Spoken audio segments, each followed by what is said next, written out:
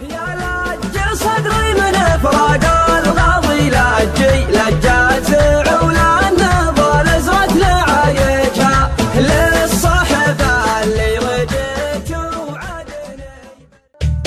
قال ابن دومان عيني نومها هاجي والنار في ضامري شبت وهايجها لا جيت ابد لحن الهجو سوى سجي ما جاوي نفسي بعد قضت هوايجها والله لو مطلع المشرف وعجي الحل ما عاد منها الا فلا يجهل المبادئ والملتاع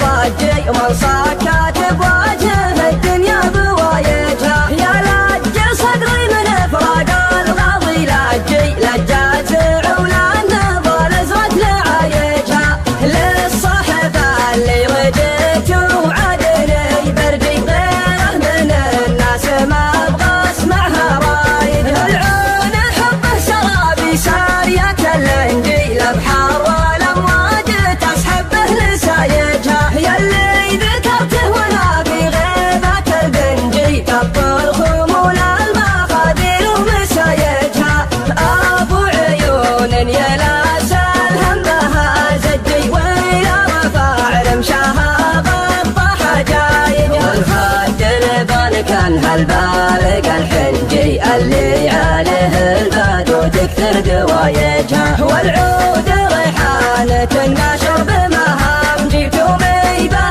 الريح لا هبت زرايجها يا ابو حمد عزوتي في الموقف الحرجي السالفة مثلكم يعرف لجايجها انت الذي يا ابن عمي عارف النهجي وعندك خبر طارح الشوكة وما يجها والله لو مدرك في الطريق وفجي وإن قد سفت من على قبري عجايجها جعله في قلبك رفيق خوته غنجي لغبت الأسماء بانت لي نهايجها يضحك حزابي وانا اضحك له على والجي واخر صداقاته بانت لي نتايجها يا ابو حماد عزوتي فالموقف الحرجي السالفة مثلكم يعرف لجايجها لابن دومان عيني نومها هاجي والنار في ضامري شبت وهايجها لا جيت ابد لحن الهجو سوى سجي ما جاوي نفسي بعد قضت هوايجها